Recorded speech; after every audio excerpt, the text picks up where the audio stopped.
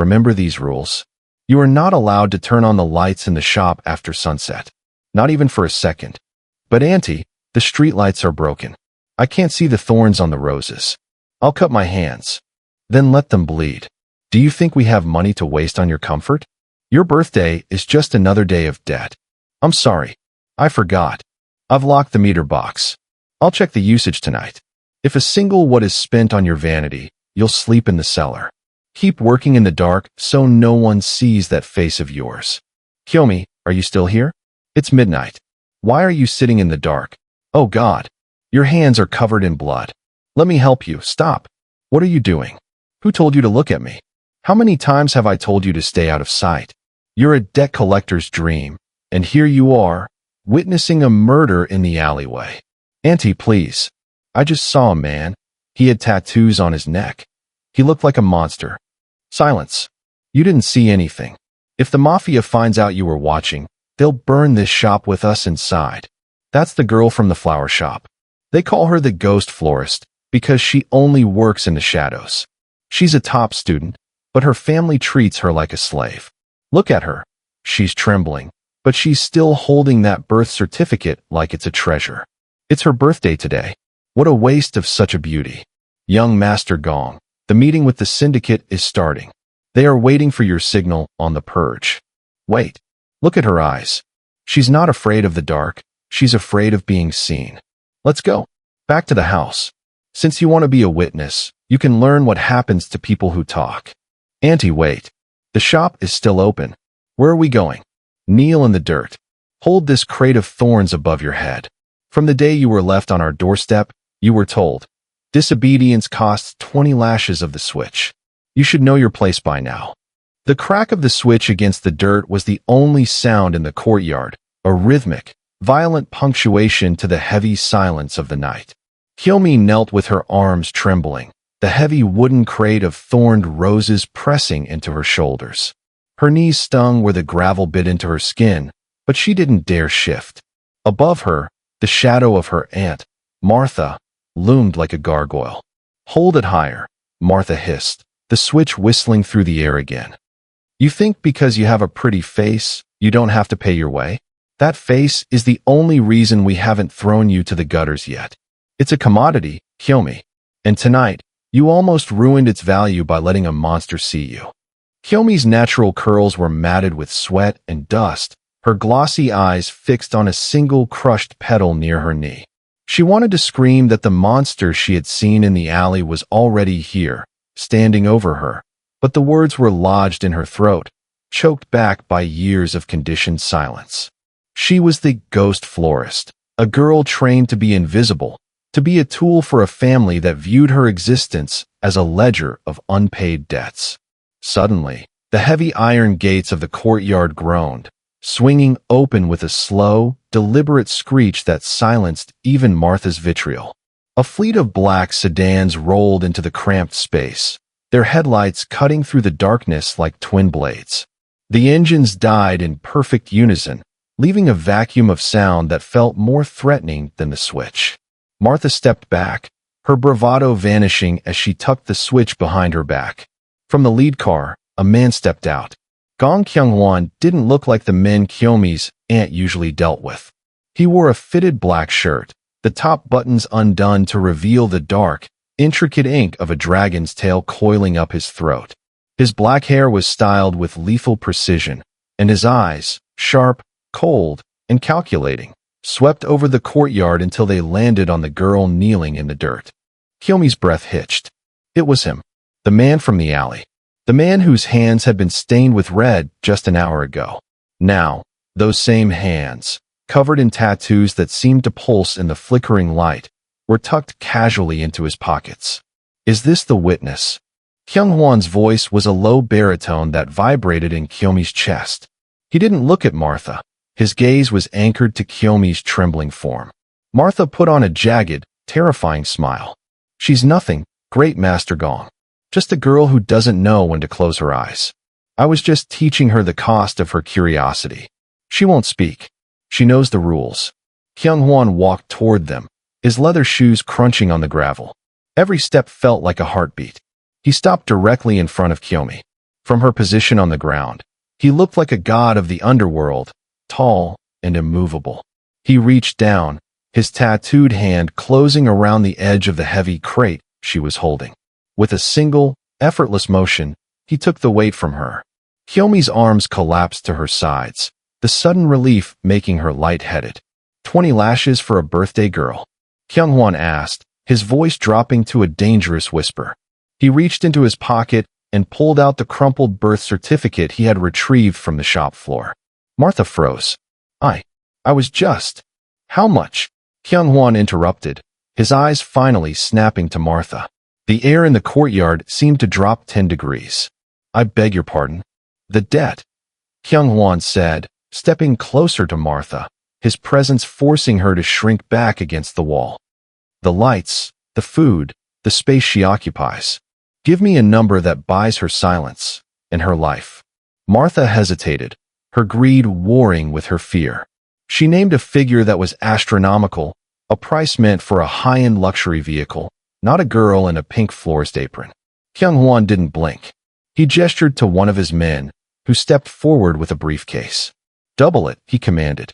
But if I ever see your face near her again, or if you speak her name to the rivals, I will ensure you never see the sun rise over this shop again.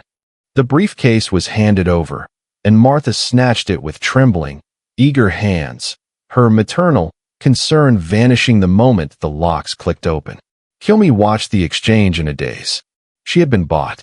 The realization hit her with the force of a physical blow. She wasn't free, she had simply changed hands. She looked up at Kyung-hwan, her heart hammering against her ribs like a trapped bird. Was he any better? The tattoos on his hands looked like shackles. He was a man of violence, a man who dealt in blood. Kyung-hwan turned back to her. The coldness in his eyes softened, if only by a fraction, as he looked at the red marks on her knees. Stand up, Kyomi, he said. It wasn't a request. It was an order, yet there was a strange, jagged edge of protection in his tone. She struggled to find her footing, her legs weak from kneeling. Before she could stumble, Kyung-hwan's hand shot out, steadying her by the arm. His grip was firm, his skin warm against her cool flesh. She flinched, expecting the sting of a blow, but it never came. Don't look at them, he muttered, sensing her gaze drifting back to her aunt. You don't owe that house another second of your life. He led her toward the idling sedan. One of his men held the door open, a gesture of respect that felt alien and wrong to her. Kyomi hesitated at the threshold of the car, the leather interior smelling of expensive cologne and tobacco. Where are you taking me? She whispered, her voice cracking. It was the first time she had spoken since the alleyway. Kyung-hwan paused, his hand resting on the top of the car door. He looked at her natural curls, then down at the pink apron that was now stained with the dust of the courtyard. He reached out, his thumb brushing a smudge of dirt from her cheek. His touch was unexpectedly light, almost reverent. To a place where the lights stay on, he said. As the car pulled away, Kyomi looked out the rear window. She saw her aunt counting the money under the dim glow of the porch light, never once looking up to say goodbye. She turned back to the front, staring at the back of Kyung-hwan's head. He was silent, his profile sharp against the passing city lights. She held her breath, her hands clutched in her lap. She had been saved by a monster, bought by a man who lived in the shadows. She was no longer the ghost florist of a small, dark shop. She was now a possession of the Korean Mafia. As the city blurred past, Kyomi realized she had traded one cage for another. Only this one was made of gold, silk, and the terrifying promise of a man who didn't yet know how to love what he had claimed. The black sedan glided through the iron gates of a sprawling estate that looked more like a fortress than a home. High stone walls topped with security cameras gave way to a minimalist landscape of cold slate and manicured, colorless shrubbery. As Kyomi stepped out of the car, the night air here felt different, expensive, sterile, and heavy with the scent of rain and polished steel. Kyung-hwan didn't wait for her. He walked toward the massive glass doors of the mansion, his silhouette sharp against the internal glow of the foyer. Kyomi followed at a distance, her small, worn flats clicking softly against the marble, a stark contrast to the heavy, rhythmic thud of the guards' boots behind her. The interior of the mansion was a cathedral of glass and shadow. Every surface was obsidian or white marble. The furniture was sleek, angular, and devoid of a single cushion that looked meant for comfort. It was a place of power, but it was utterly lifeless. There were no photographs on the walls, no stray books on the tables. Only the low hum of a high-tech climate control system that kept the air at a biting, precise chill. Kyung-hwan stopped in the center of the vast living area and turned. The light from a hidden chandelier caught the tattoos on his neck, making the dark ink shimmer like dragon scales. He looked at Kyomi, standing small and trembling in her stained pink apron, her rich brown skin glowing under the clinical lights. "This house is dead," he said, his voice echoing in the hollow space. Kyomi blinked, her glossy eyes scanning the perfection of the room. It's very clean, Master Gong." "It's a tomb," he corrected, stepping closer until he was within her personal space. He smelled of sandalwood and something metallic, like the edge of a blade. He reached out, his gloved hand tracing the empty air where a centerpiece should have been. "I don't sleep well in tombs. My men tell me you have a gift. They say you can make things grow even when the soil is sour." Kyomi looked down at her hands. The thorns from the courtyard had left small, red weeping scratches across her palms. "Flowers need light to breathe. This place, it has no sun. Then find a way to make them breathe without it," Kyung-hwan commanded. He gestured to the vast, empty corridors stretching into the darkness. "From this moment, your only duty is this: fill this house. Every hallway, every room, every corner. I want to smell something other than gunpowder and old secrets. I want to see color where there is only gray." He signaled to a steward who appeared silently from the shadows. "Take her to the conservatory. Give her whatever she needs. If she asks for a specific orchid from the Amazon, get it. If she needs a certain light from Germany, buy it. But I want this house transformed by the time the sun sets tomorrow." Kyomi felt a surge of panic. I don't know how to work with such things. I only had the leftovers from the shop." Kyung-hwan stepped so close she could feel the heat radiating from his chest. He reached out, not to strike, but to lift her chin with a single finger, forcing her to meet his intense, dark gaze. "You are no longer a scavenger, Kyomi. You are the gardener of the Gong estate. My garden, which means nothing under this roof, including you, will ever be neglected again." He let go of her chin, the ghost of his touch lingering on her skin like a brand. "Go. Start with the foyer. I want to be reminded that life exists when I walk through that door." The steward led her to the rear of the estate, where a massive glass conservatory was attached to the main structure. Inside, it was a world of organized chaos, hundreds of pots, rare seeds, and high-end tools that Kyomi had only ever seen in magazines she'd scavenged from the university library. For the first time in her life, she wasn't being told to hide or to be silent.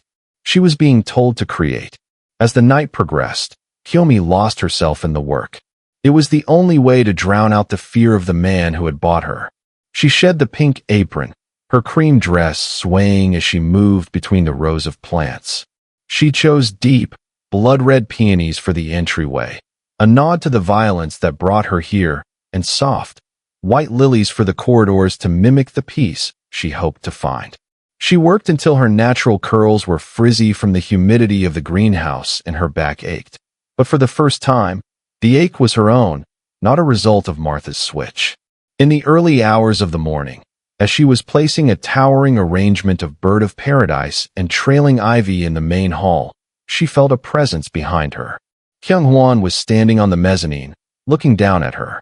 He had changed into a silk robe, his chest partially bared to reveal the sprawling ink of a phoenix that seemed to rise from his heart.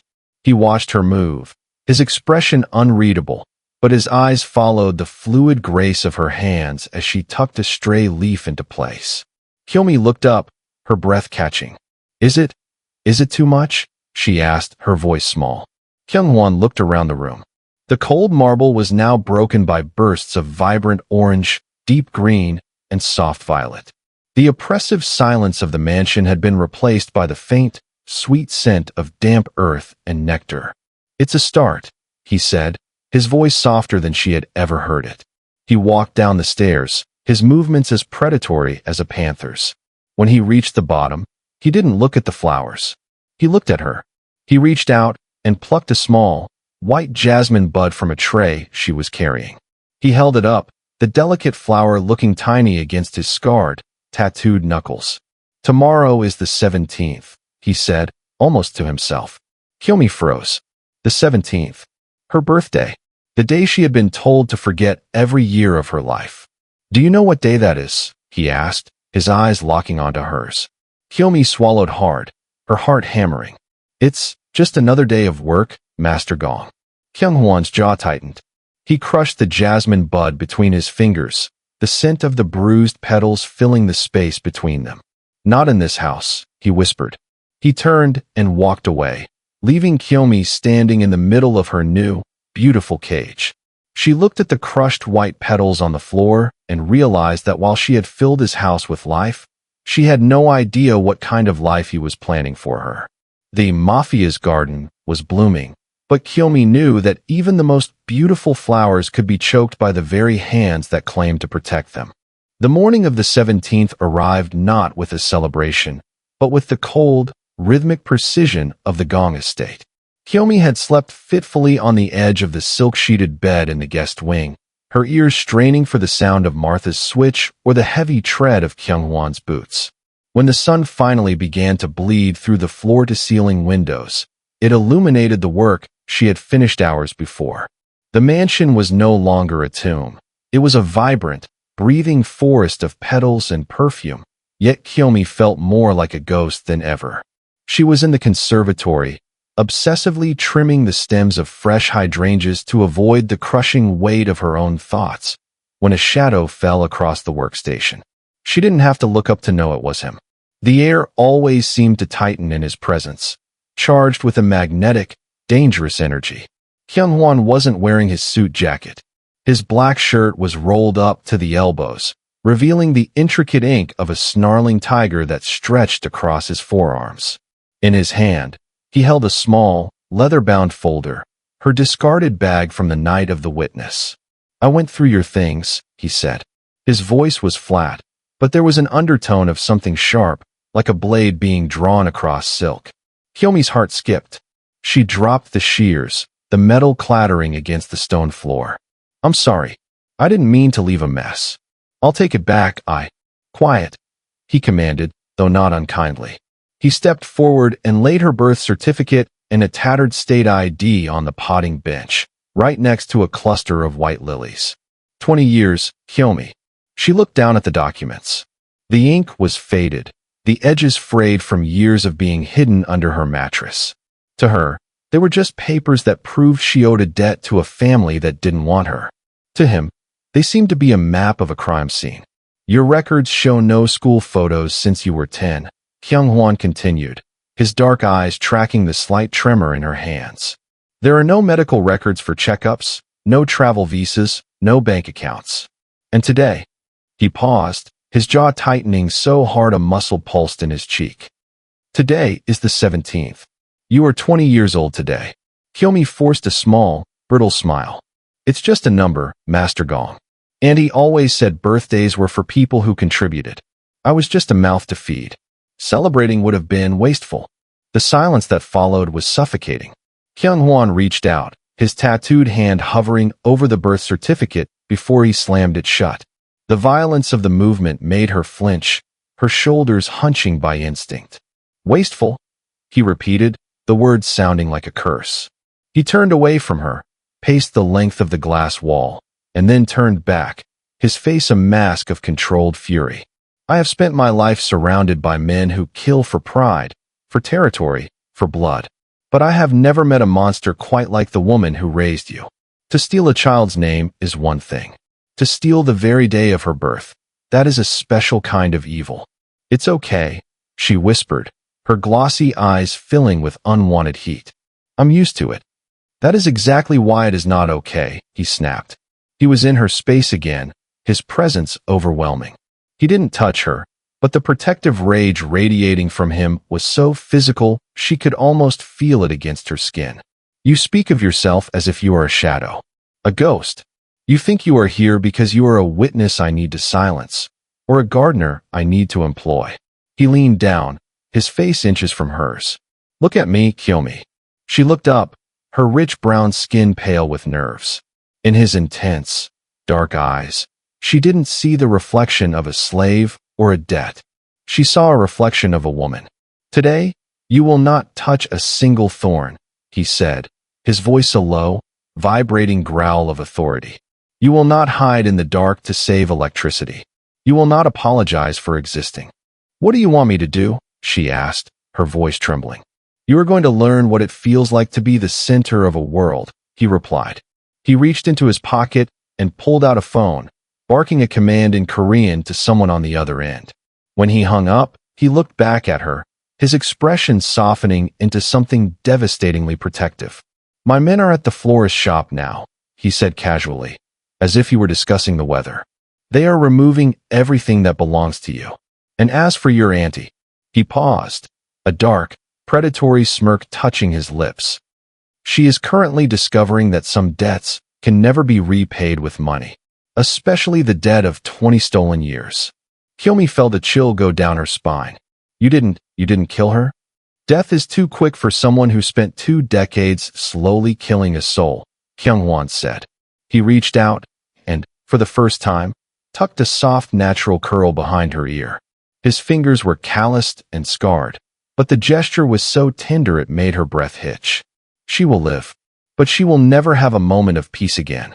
That is my gift to you. He straightened his shirt, the cold Mafia boss returning to the surface, though the fire in his eyes remained. Change your dress. Something light. We are leaving. Where are we going? Kyung-hwan walked toward the exit of the conservatory, stopping only to look back over his shoulder. The sunlight hit the tattoos on his neck, making him look like a king preparing for war. To find the 20 years you lost, he said. And to make sure that by the time the sun sets tonight, you never forget the 17th of April again. As he walked away, Kyomi looked down at her hands. For the first time, she didn't see the scratches from the roses. She saw the possibility of something else. She was terrified of the man who had just dismantled her past with a few phone calls. But as she followed him out of the garden, she realized that for the first time in 20 years, someone was angry on her behalf. And in the world of Gong Kyung-hwan, that rage was the most expensive gift she had ever received. The city of Seoul blurred into a stream of neon lights as the sedan cut through the evening fog. Inside the car, the silence was heavy, but it was no longer the suffocating silence of Kyomi's flower shop. It was charged with the hum of the engine and the quiet, steady breathing of the man sitting beside her. Kyomi smoothed the skirt of her new dress, a soft, pleated silk the color of a sunrise, feeling the unfamiliar luxury of fabric that didn't scratch or pull. Kyung-hwan sat with his legs crossed, one tattooed hand resting on his knee. He hadn't said a word since they left the estate, but his gaze rarely left her profile. He was watching her discover the world in small, trembling increments.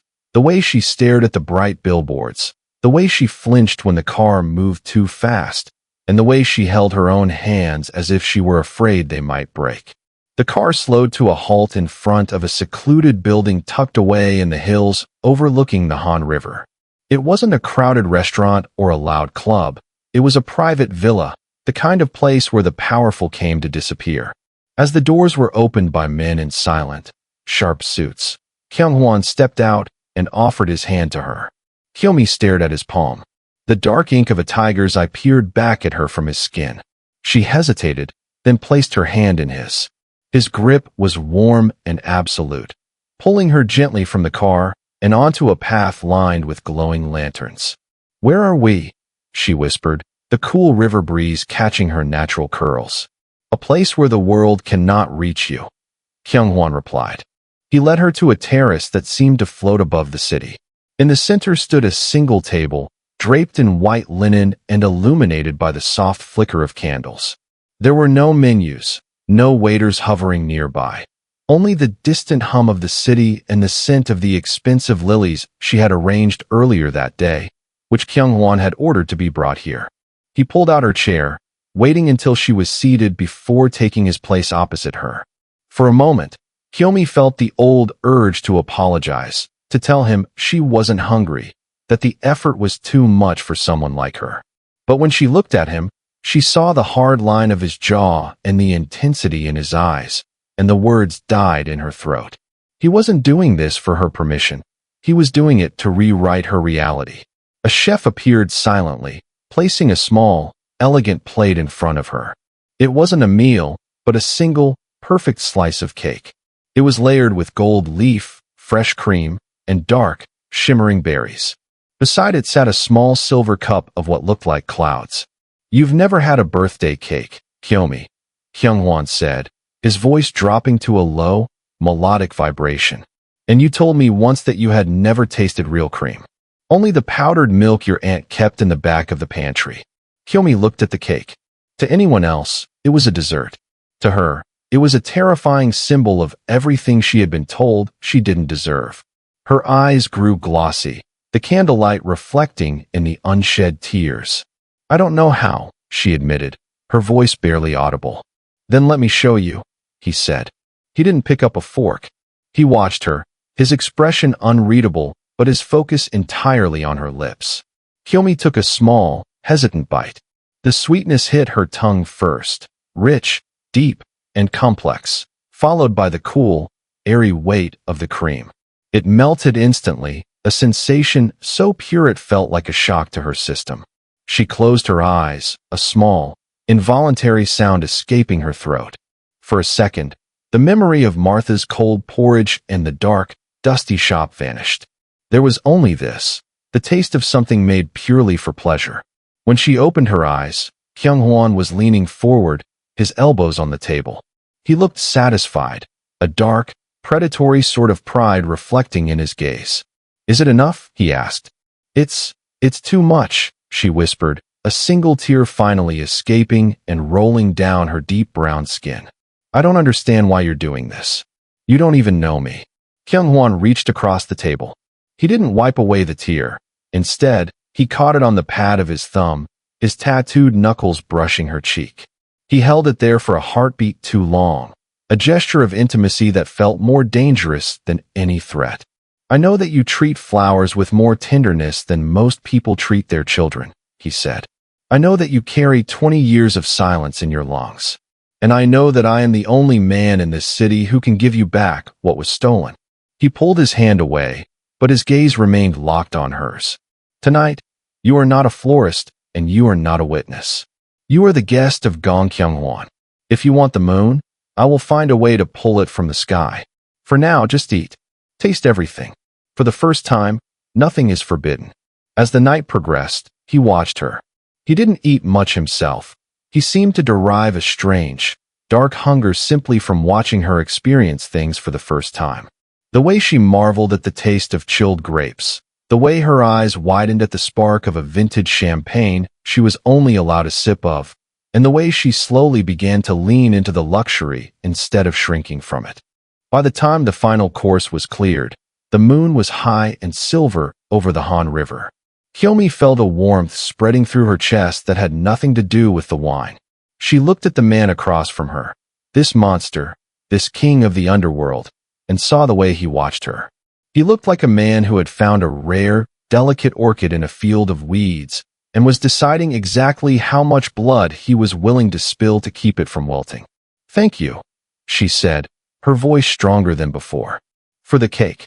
For everything." Kyung-hwan stood up and walked around the table. He didn't offer his hand this time. He simply stood behind her, his presence a heavy, protective weight.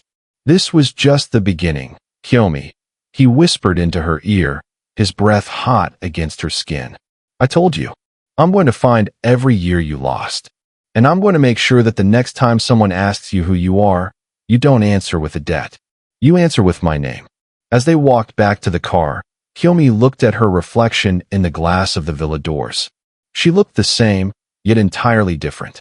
The girl who had never celebrated her birthday was gone, replaced by a woman who had tasted the finest things the world had to offer, and the most dangerous. She knew the golden cage was closing, But as she felt Kyung-hwan's hand settle possessively on the small of her back, she realized she was no longer sure she wanted to fly away. The tranquil atmosphere of the Gong estate, now heavy with the sweet scent of Kyomi's blooming lilies, was shattered by a single phone call. Kyung-hwan had been sitting in his study, watching through the glass walls as Kyomi carefully misted a tray of delicate ferns. The peaceful expression on her face was something he had begun to guard with a predatory fervor. When he answered the phone, his face didn't change, but his eyes turned into chips of black ice. Martha and her husband, driven by a greed that outweighed their survival instincts, had called his associates. They weren't satisfied with the briefcase of cash. They wanted more. They claimed to have incriminating evidence of Kyomi's illegal witness status and were threatening to go to the rival families if their upkeep wasn't tripled. Kyung-hwan didn't scream. He didn't even raise his voice.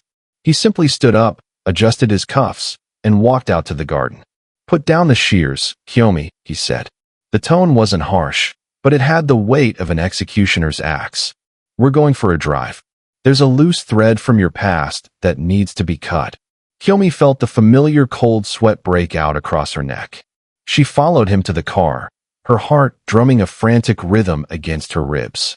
They didn't go to the city or the villa. Instead, the sedan wound its way toward the industrial docks, stopping in front of a rusted, salt-stained warehouse that smelled of rotting wood and diesel. Inside, the light was dim, hanging from flickering overhead bulbs. In the center of the concrete floor, two figures were tied to heavy wooden chairs, Martha and her husband. Their faces were pale, their expensive clothes, bought with the money Kyung-hwan had already given them, now torn and stained. Kyomi gasped, her hand flying to her mouth. "Auntie!" At the sound of her voice, Martha's eyes widened. "Kyomi, tell them.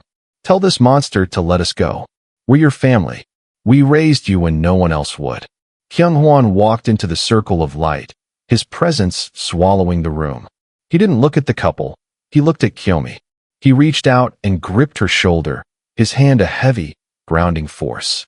"They called me an hour ago," Kyung-hwan said, his voice a low, lethal purr.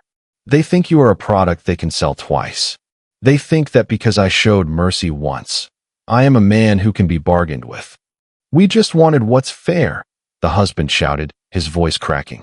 "She's our property. We have her papers." Kyung-hwan's grip on Kyomi's shoulder tightened.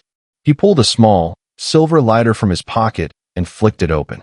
The flame danced in his eyes, reflecting the ink of the dragon on his throat. "In my world, there is only one way to deal with trash that keeps blowing back into your garden," Kyung-hwan whispered, his gaze never leaving Martha's terrified face. He gestured to one of his men, who stepped forward with a heavy canister. The scent of gasoline filled the air. Martha began to wail, a high, thin sound of pure animal terror. "Kyomi, look at them," Kyung-hwan commanded. "Look at the people who told you that you were worthless. Look at the people who stole 20 years of your life for the price of a few roses. Please," Kyomi whispered, her eyes glossy with tears. "You don't have to do this. Just let them go. I don't want their blood on my hands." "It won't be on your hands," Kyung-hwan replied, stepping closer to the cowering couple. "It will be on mine, and I have plenty of room for more." He leaned down, his face inches from Martha's. "You had the money. You had a chance to vanish. But you chose to threaten the only thing in this world that I find beautiful." He stood back up and looked at his man. "Burn the records. Burn the shop. And make sure they understand that if I hear their voices again, it won't be a warehouse they're sitting in. It will be a furnace." He didn't drop the lighter. He chose a different kind of cruelty. He signaled his men to begin the cleansing. They didn't use fire on the people, but they began to systematically destroy everything the couple had brought with them. Their phones, their IDs, the very documents they thought gave them power over Kyomi. Kyomi watched as her birth certificate, the original copy, was tossed into a metal bin and set ablaze. She watched as the physical evidence of her bondage turned to ash. Kyung-hwan turned her around, shielding her eyes with his broad chest as the flames grew higher in the bin. "You are not their dead anymore," he muttered into her hair. "You don't exist to them. From this moment on, your history begins and ends with me. As they walked out of the warehouse, the screams of Martha, now realizing she was truly penniless and cast out, faded into the distance. Kyomi felt a strange, hollow sensation in her chest. She had seen the monster in full view. She had seen how he dealt with those who crossed him. When they reached the car, Kyung-hwan stopped her. He took her hands in his tattooed fingers tracing the scars on her palms. "Are you afraid of me?" he asked. Kyomi looked up at him, her deep brown skin glowing in the moonlight. She saw the blood on his cuffs, the coldness in his eyes, and the absolute, terrifying devotion he held for her. "Yes," she whispered truthfully. Kyung-hwan nodded, a grim smile touching his lips. He leaned down and pressed a hard, possessive kiss to her forehead. "Good. Fear will keep you sharp. But remember this, Kyomi. I am the only monster who will ever be on your side." As the car pulled away, leaving the warehouse in the shadows, Kyomi looked at her hands. They were clean. She was free of her past, but as she looked at the silent, powerful man beside her, she realized that the shadow of Kyung-hwan was far larger and darker than anything she had left behind. The trash had been cleared, but in the Mafia's garden, the most beautiful flowers were always the ones most closely guarded by the thorns. The rain lashed against the reinforced glass of the master's suite, a rhythmic drumming that filled the heavy silence of the estate. Kyomi sat on the edge of a velvet chair in the hallway, her fingers restlessly smoothing the fabric of her pale pink florist apron. She had kept it, the one item from her old life that Kyung-hwan hadn't burned. To her, it was a shield. To him, it was a reminder of the delicate creature he had plucked from the shadows. The heavy oak doors groaned open, and Kyung-hwan stumbled in. He wasn't the untouchable king she had seen in the warehouse. His black open-collar shirt was torn at the shoulder, the fabric dark and heavy with more than just rainwater. His face was pale, his sharp jawline set in a grimace of suppressed pain. "Master Gong." Kyomi rushed to him, her hands hovering uncertainly near his waist. "It's nothing," he gritted out, his voice a low, ragged rasp. He leaned heavily against the doorframe, his breath coming in shallow hitches. "A disagreement at the docks." "Stay back, Kyomi. You shouldn't see this." But for the first time, Kyomi didn't obey. She saw the way his tattooed hand, the one that had held her so possessively, was trembling as it pressed against a jagged gash on his side. The sight of his blood, so red and human against the dark ink of his tattoos, stripped away the aura of the monster. "Sit down," she said. It wasn't a suggestion. It was the voice of a woman who had spent 20 years tending to broken stems and bruised petals. Kyung-hwan looked at her, his intense eyes clouded with shock at her tone. He allowed her to guide him to a sleek, leather chaise lawn. As he sank into the cushions, Kyomi moved with a quiet, frantic efficiency. She gathered a basin of warm water, clean linens, and the antiseptic she had kept in the conservatory for her own scratched hands. She knelt between his knees, her pink apron a splash of soft color against his blood-stained black clothes. With trembling fingers, she began to unbutton his shirt. As the fabric fell away, she gasped. His chest and back were a living gallery of scars, thin white lines of old knife wounds, the jagged marks of glass, and the sprawling, magnificent ink of the phoenix that rose from his ribs. "You have so many," she whispered, her glossy eyes filling with tears as she dipped a cloth into the water. "Every scar is a lesson, Kyomi," he muttered, his head falling back against the leather. "In my world, if you don't bleed, you aren't alive." She began to wash the wound on his side, her touch as light as a hummingbird's wing. Kyung-hwan flinched, his muscles corded and tense, but he didn't pull away. He watched her, the way her soft natural curls fell over her face, the way her rich brown skin contrasted with the white linen. He saw the absolute focus in her expression, the way she treated his broken flesh with the same reverence she gave her rarest orchids. "Why aren't you running?" he asked, his voice barely a whisper. Most people would use this moment to find the keys to the gate. Kyomi paused, her hand resting near the ink of the tiger on his forearm. She looked up, her features delicate and vulnerable in the dim light. "The people I ran from were the ones who pretended to love me while they hurt me. You don't pretend. You showed me the monster, so I wouldn't be surprised by the man.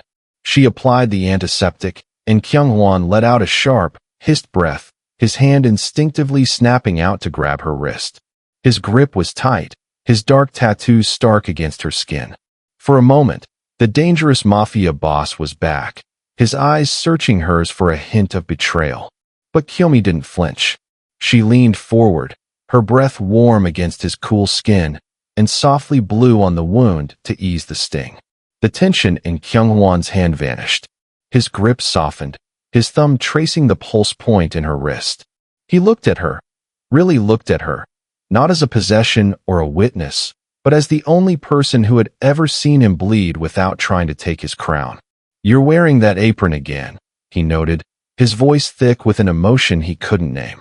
"It reminds me of who I am," she replied softly, taping the final bandage into place. "Even in a house full of marble and silk, I'm still just a girl who likes to make things grow." Kyung-hwan reached out, his hand cupping her cheek. His skin was rough, smelling of iron and rain, but his touch was devastatingly tender. He pulled her closer until her forehead rested against his. In the silence of the room, their heartbeats seemed to synchronize, one fast and terrified, the other slow and heavy with the weight of 1,000 sins. "The girl who makes things grow," he repeated. He closed his eyes, leaning into her touch in a way that felt like a surrender. "You've turned my home into a garden, Kyomi. But tonight, you've done something much more dangerous." "What?" she whispered. "You've reminded me that I have a heart," he said, his eyes opening to reveal a raw, aching vulnerability. "And in my world, a heart is the only thing a man can't afford to lose." He pulled her into his lap, his uninjured arm wrapping around her waist, pulling her small frame against the heat of his tattooed chest. Kyomi rested her head on his shoulder, the pink fabric of her apron bunching against his torn silk suit.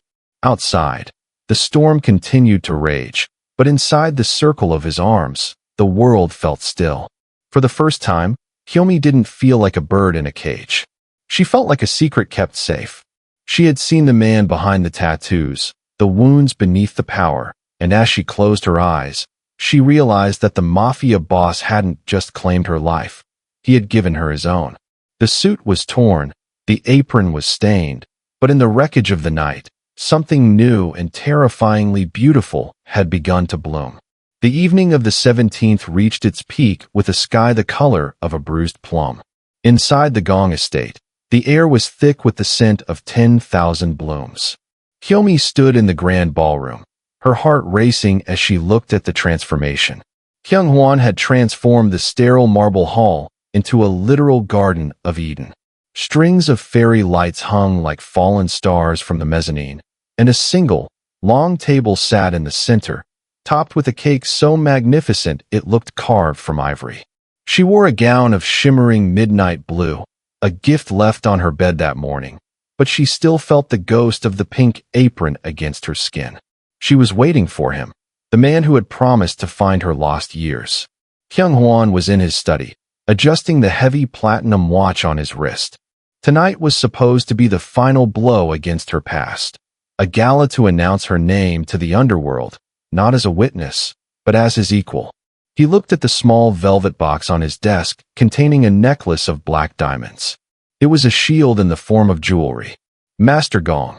The voice of his lead strategist crackled over the intercom, tight with alarm. "The perimeter on the east gate has been breached. It's the Soul Syndicate. They aren't hitting the vaults. They're heading for the ballroom." Kyung-hwan's blood ran cold. He didn't grab his jacket. He grabbed the suppressed pistol from the drawer and sprinted. In the ballroom, Kyomi was admiring a rare blue orchid when the glass of the high windows exploded inward. The sound was like 1,000 crystal bells shattering at once. Before she could scream, shadows swarmed the room, men in gray suits, their faces obscured by tactical masks. "Don't touch the flowers," a voice sneered, the lead kidnapper stepping over a crushed vase of lilies. "The boss wants the girl alive.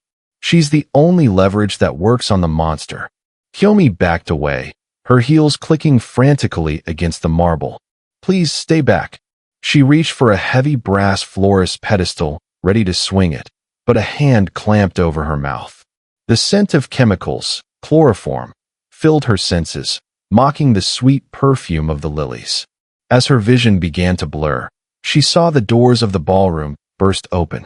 Kyung-hwan appeared, his face a mask of such terrifying, primal rage that even the kidnappers hesitated. He fired, the silent puffs of the suppressed weapon dropping 2 men in an instant. "Let her go," he roared, his voice echoing through the garden he had built for her. "One more step, Gong, and she doesn't make it to her 21st. The lead kidnapper pressed a jagged blade against Kyomi's throat, just above the collar of her blue gown. Kyomi's eyes met Kyung-hwan's. In that split second, she didn't see the Mafia boss. She saw the man who had blown on her wounds. She saw the man who had tasted cream with her. She saw the person who had finally made her feel like her birth was a reason for joy, not a debt to be paid. "Don't," she gasped out, the world spinning. "Don't come for me. It's a trap. I would burn this city to the ground for you, Kyomi." Kyung-hwan shouted, discarding his weapon in a rare moment of desperation as more men swarmed the mezzanine, their red laser sights dotting his chest. The kidnappers didn't stay to fight. They threw a smoke canister, filling the floral paradise with acrid gray clouds. By the time the smoke cleared, the ballroom was empty. The blue orchid was crushed under a heavy boot, and the ivory cake sat abandoned in the center of the room, its single unlit candle a silent testament to the wish that had been stolen. Kyung-hwan stood in the wreckage, his breath coming in ragged gasps. He looked down at the floor and saw a scrap of fabric caught in the jagged glass of the window. It was a piece of the blue silk from her gown. He picked it up, his tattooed knuckles white as he squeezed the fabric. The protective rage he had felt earlier was nothing compared to the cold, hollow void opening in his chest. They had taken the only thing that made him feel human. They had taken the florist from his garden. "Call everyone," Kyung-hwan said, his voice coming out as a deathly, quiet growl to the guards who rushed in. "Every soldier, every associate, every informant. Tell them the hunt has begun. And tell the syndicate, if there is so much as a scratch on her skin, I will not just kill them. I will erase their bloodlines from the earth." He walked out of the ruined ballroom, stepping over the broken flowers. The night of her birthday had become a night of war. As he climbed into the lead car of a massive convoy, Kyung-hwan looked at the black diamond necklace still in his pocket. He would give it to her, he promised himself. He would give it to her over the bodies of every man who had dared to touch her.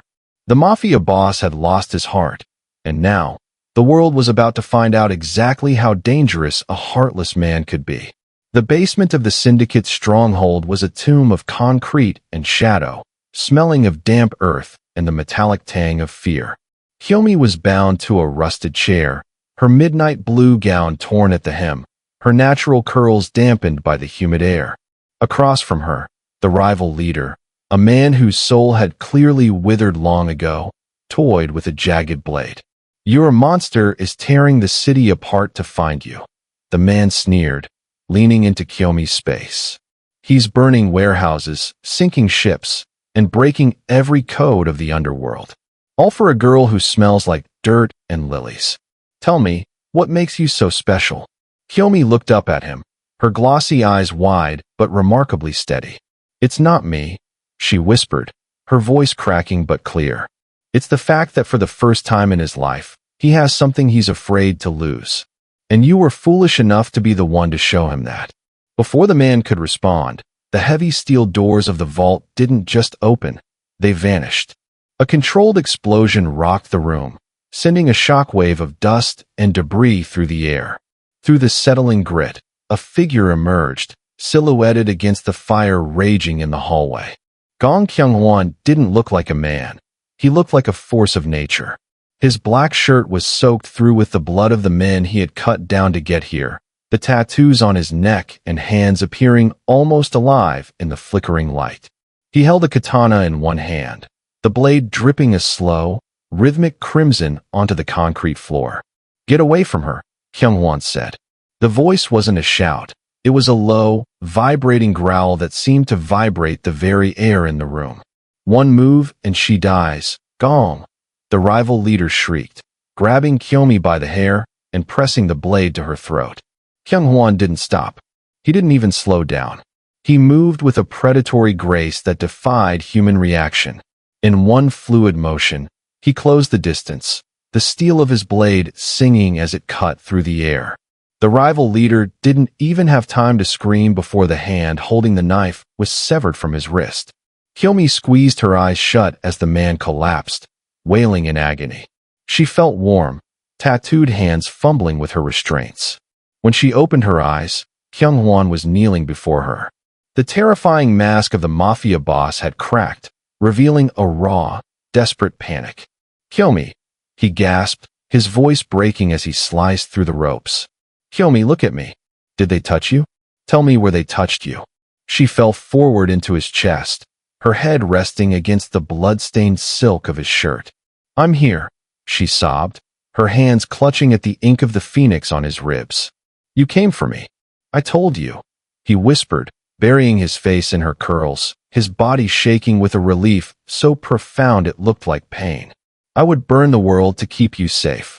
He stood up, lifting her into his arms as if she weighed nothing. Around them, the syndicate's headquarters was a ruin of fire and shattered glass.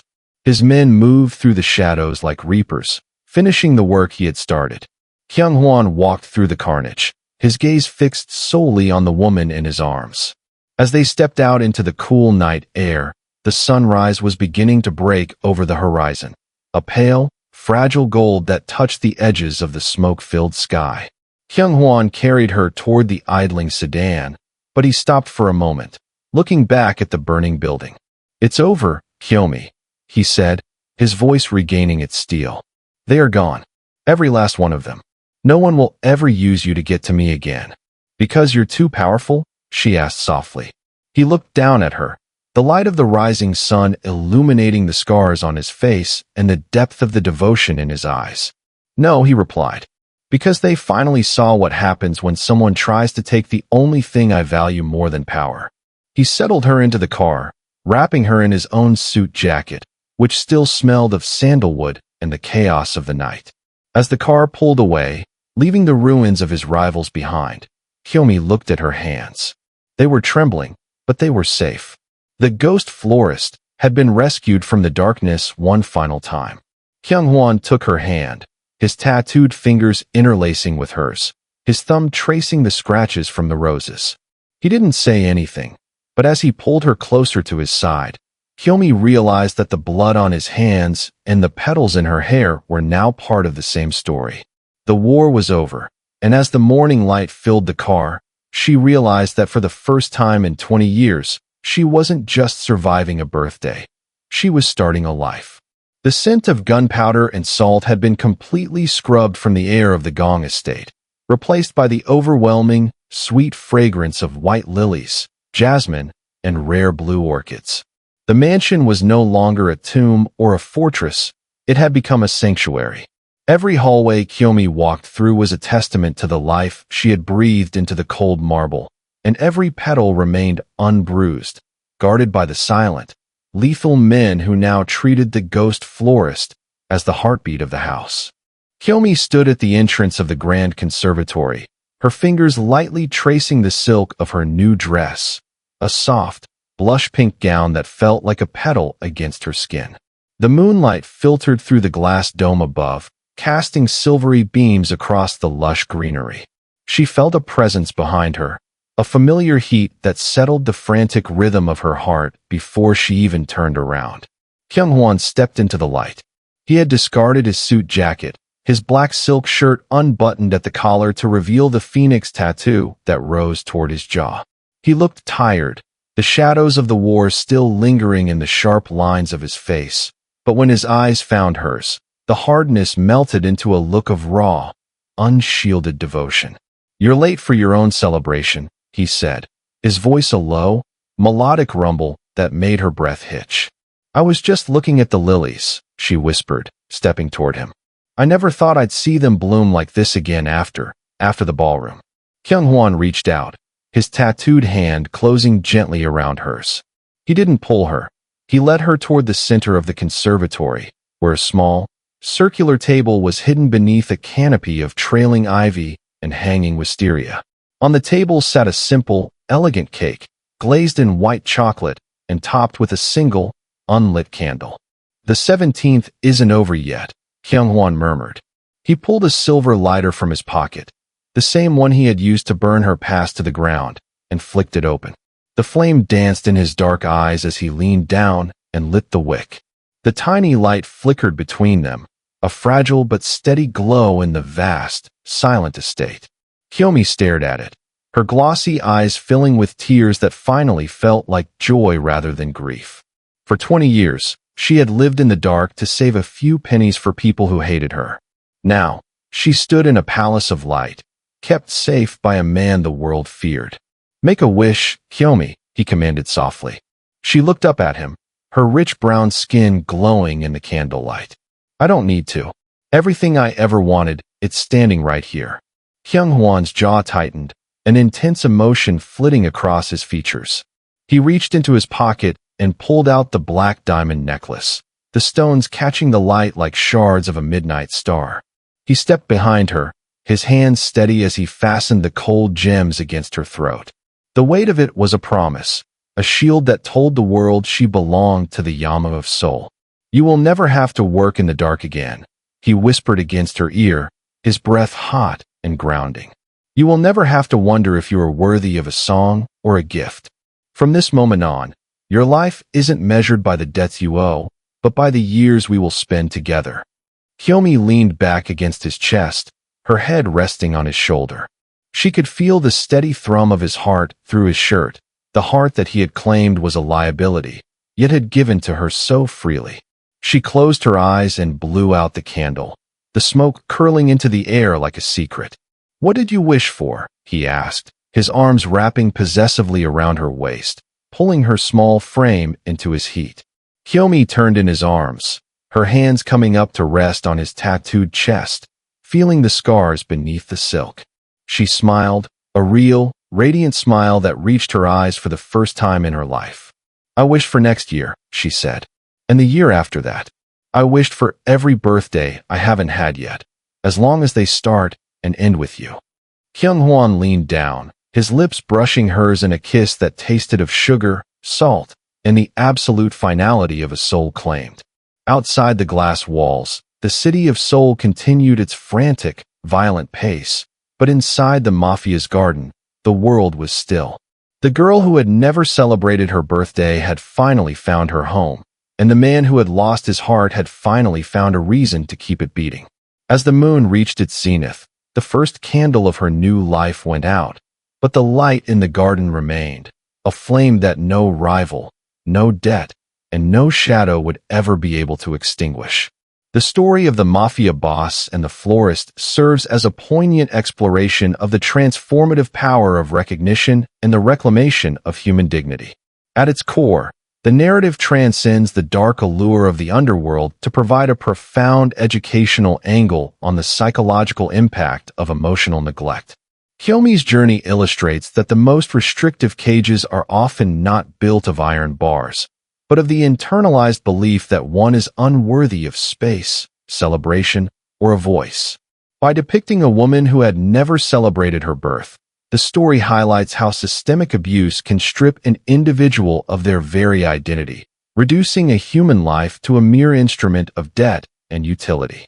The moral of this story lies in the redemptive nature of protective love and the courage required to step out of the shadows.